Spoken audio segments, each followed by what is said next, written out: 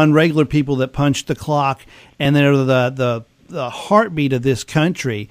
And so when they step up and ask questions like your question, what are you going to do, Barack Obama, to my taxes if you become president? The whole idea, sort of annoys them that you would ask them, that you would question. When you brought up the fair tax, when you brought up an equal system of taxing people, that was very interesting because I've heard Jim talk about this as well. And that's the obvious answer if you want to be fair, if you want to be, having some kind of a system that doesn't hold certain people hostage. And Barack Obama just shot that down, didn't he? Well, yeah, he did. Let's get back to the fair tax real quick. First of all, I think fair is just a four-letter word. I really do. I've been teaching my son since he can learn how to talk. I said, "Son, what's fair?" He said, I'd ask him, "What's life?" He says, "Not fair." So what do you got to do? You got to work hard to get anywhere. So let's throw fair out the window. As far as the fair tax goes, that's just the right thing to do. Ain't nothing, I don't care for the fair part too much just because it's thrown around too much. It's not fair. Well, nothing in life is fair. Right. But as far as the fair tax goes, it absolutely is dead on right.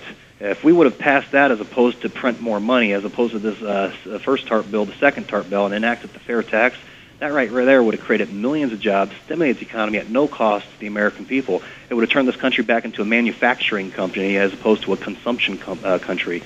There's just so many great things, and all your listeners, go to fairtax.org. It'll start, read it, and you'll find out about it. You can come out and listen to Jim talk about it. He's a big advocate for the fair tax, and that would create a lot of jobs here in Kansas. It's really just that incredible of a system that we need to get in place, but the people are going to have to get behind it. Well, I agree, and Jim, I wanted to take that question to you, if I could as well, because it seems to me that the system we have in place now is just manipulated constantly. When we talk about the taxing, if we don't have a straight across the board or a system that is right, as Joe said, for taxing people, then you're always going to have certain groups being held hostage. They're going to have these arbitrary lines drawn to say, okay, you are now a have versus the have-nots on an arbitrary system, and we'll have this kind of class warfare. Do you agree with that, Jim? And is that kind of why you support the fair tax concept? I do, Paul, and Joe said it well. It's not about being fair; it's about what's right, and that's a very good way to put it. It's the right thing to do, the fair tax, and instead of penalizing investment, penalizing savings, which we do in this country, penalizing corporations, penalizing manufacturing, we need to take that beast of burden off the companies.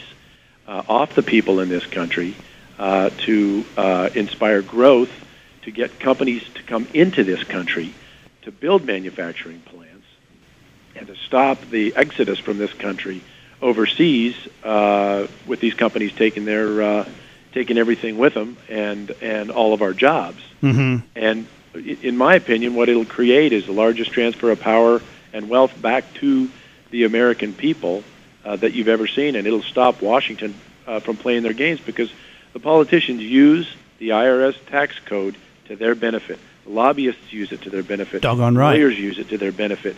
They use our money and hold us hostage to their benefit. And the only way, in my opinion and many other people's opinion, is to implement the fair tax, which is based on consumption. And it doesn't penalize investment. It doesn't penalize entrepreneurs. It doesn't penalize the American people. If you go out and you buy a TV or you buy a car, you pay a tax. Otherwise, what money you make is yours.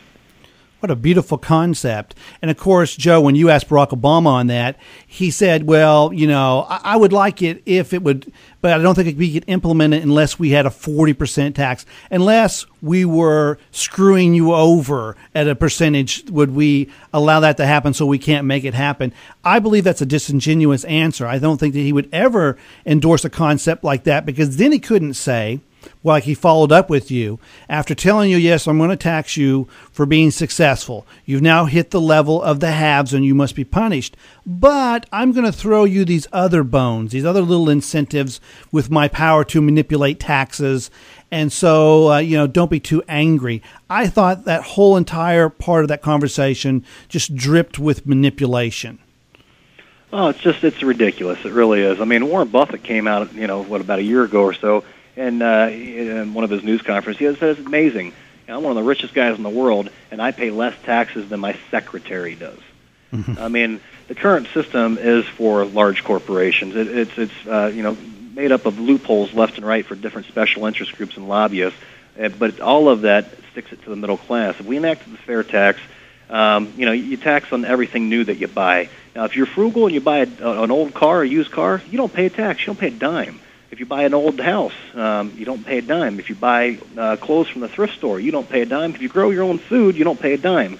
Now, so there's ways that you can save money being an average American, but at the same time, the criminal underground that right now does not, they're all cash cash basis. They don't pay any taxes. All of a sudden, when they buy that bling bling they like to hang around their necks, or the new cars they go buy, all of a sudden that money is being captured. It's almost like $100 million of tax money that's not being collected right now because it's a cash service there. So now you're collecting money off the criminal underground. You're collecting money off the tourist industry. Another thing is it costs over $300 million a year to comply with the IRS as far as all the different paperwork and everything that we have to do. I mean, that right there. I mean, there's so many great things about it. That's why I implore your listeners to go to fairtax.org, look at it, get educated on it, and then make an informed decision. Don't stand on my legs because you're going to fall down. You can't make an argument yet because you don't know enough. Right. You got to go to Fair Tax and look it up. You got to buy some books and read it. It takes work to be an American. You don't just because you're born here don't automatically mean it's everything's great and gravy. You actually take some work to be an American. Well, yeah, and you have to be educated today to be in the argument and to not get eaten up, but to have the facts to defend yourself. And we'll have the link up there for those that are interested. And tell them that I did the right thing, and I'm going to do just that. And I don't care if they like it. I don't care if I don't get reelected, Paul. I don't. I'm not going to be up there campaigning for another term. If I do a good enough job, the people will let me know. If I don't, they will let me know. Well, absolutely. I'm not going to worry about it. I'm just going to go up there and represent the 4th District, our state, and also the country. And I'm going to do it for the people, not for the politicians. Well, absolutely. And that's, what we need. Doing what's right. Sometimes within this political realm, it's kind of like Daniel stepping into the lion's den. I'm talking to both Joe and Jim on this because there are people, the special interests, the power players that want to run this socialistic dictatorship down our throat at the state level, those that want to enable the federal government to do it, and what's happening at the federal government level. And, to me, life is just too doggone short not to do the right thing. And, Joe, I'm glad you stood up to Barack Obama on television and asked him these questions and didn't just buckle when he started giving you the song and dance at the very beginning. I'm glad you stood up for it. And I know you've been put through hell for it. And, Jim, you're probably going to face some fires if you get into office. But I think you guys are doing the right thing. And I'm glad you're here stumping for Jim Anderson, Joe. The people of Kansas are hardworking people, good people, and they can understand what you did was right. And so I think it will mean a lot to hear you talking about these good values. And I want to make sure that we get it right here where it's going to be at, here in Wichita, Kansas, 536 North Broadway at the Murdoch Theater. It's 7:00 p.m. That's today. And is that the right time and address? Yes, it is, Paul. And if you want to come and have barbecue dinner with Joe and myself, it's at 5:30. And we still do have tickets available. And then 7 o'clock, just going to talk with Joe and Jim. And I just, we wanted everyone to come and ask Joe as many questions as they want.